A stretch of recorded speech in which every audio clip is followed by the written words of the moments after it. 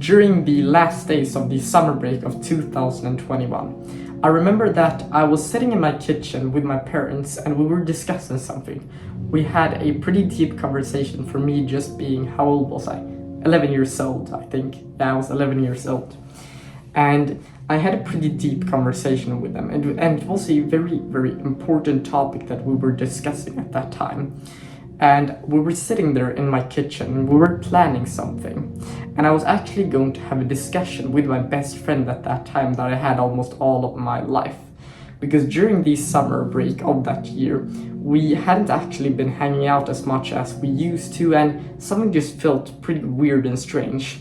So I decided to write a text message to him like, I think we need to talk. And he said, yeah, I understand, of course. And what is it about? And I just said, yeah, I just need to talk with you for a second. And I spoke to him about that on like the text message that we needed to talk. And when you get a text message like that, especially when you aren't that old, you can probably just sense that something is a bit odd and something is a bit off.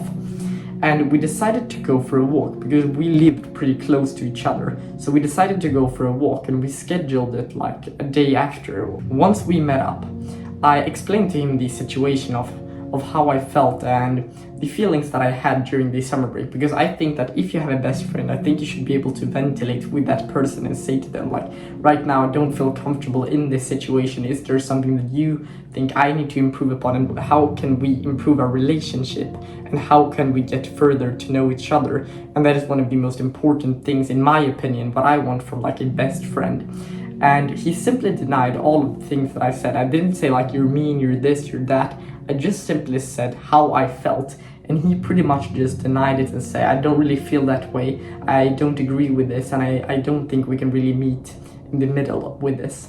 So what he said then was actually pretty interesting, that he denied it pretty much. And we actually went home, and I went like left and he went right, and then we went home, we just said goodbye, and we could both feel that something was very, very off. And we continued the conversation, and here we did a bit of a mistake. We wrote on text message, and instead of actually trying to understand each other, we tried to just prove our points by saying, at this time I called you and you didn't call me back, and when this happened I actually called you back, and all of that. It was just words against words, you know. And when that happens, we just drift off of the original point, which was that how I felt about the situation and how he could help me understand and all of that. So I remember that I went home to my father and I spoke to him about what had happened, and I probably cried a bit, I don't really remember. And my father said to me when we were sitting in my living room, and he said to me, this is very, very sad that you couldn't agree with each other. And then he said that let's go and play some ice hockey, because I had a training session in like 15 minutes or 20 minutes, and he said that, and I just thought, I don't want to do this because I don't feel like it, I feel sad, how am I going to perform? And he said, no, it doesn't matter, just come with me and you'll be able to think of something else for some time. And once he did that, I actually just understood that when you feel like bad, and once you feel an emotion that you don't want to feel, like you're sad, you're anxious, you're depressed, whatever, if you just do something like training that occupies your mind in a great way, not in an escaping way, but rather in a great way, like training, like working on a project, doing something that is like delayed gratification. It can be reading, it can be whatever it is that you actually enjoy. And he said to me that we're going to train, and we were out for like 1.5 hours, and when I got back home, it didn't actually feel as bad as it used to. And of course it still hurted me a lot, because, you know, this has been my best friend, and now it was somehow just felt like we were going to end up in different paths because we couldn't agree with each other.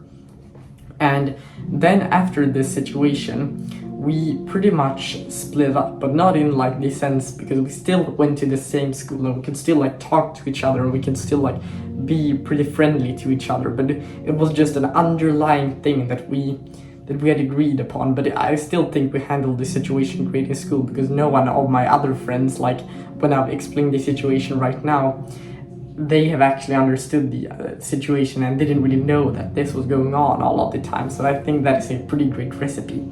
And the reason that I'm telling you this story is not for you to feel bad for me. It's not for you to think that my friend was not a great person towards me. That has nothing to do with the moral of the story. The reason that I'm telling this story is simply because if we can shift the way we think and our mindset, our life will improve so significantly. Of course, it will hurt very, very much once you lose a best friend, but here comes an opportunity to, I don't know, meet some new friends, maybe get into new friend circles, maybe hang out with some other people that you wouldn't have been with earlier just because you had that other friend because you weren't thinking of them. And that actually led me to another thing, like if we change the way we think and try to look for every failure, every setback as an opportunity to grow, and we start to look for something elsewhere instead of actually just the negative thing, what will happen is our mindset will just shift and our perspective will shift, and we will be like, whoa, this is actually a lot better than I thought. And once that happens, it won't ruin other good things. Like, for example, my relationship with my parents could have went down pretty heavily if I would just blame them, that you said I was going to take this conversation and all of that. No, it isn't their fault. This was probably supposed to happen. I think that can actually strengthen you a lot, because then you can look at all of the suffering makes sense. In the end, you will actually get a life lesson. You will get stories to tell, just like this one. If I would have encountered a situation like this, or if I will encounter a situation like this in the future, then I should try and look at it as an opportunity, that this is something that I won't experience that often. I will feel sad, I will have a lot of energy inside me, a lot of emotional energy. Now I can put that into the things that I actually want to. Of course, I need to like ventilate with my parents and with people that I trust, but also I can put it into the gym, I can put it into work, I can put it into training, like whatever. Just try to let your energy off a bit.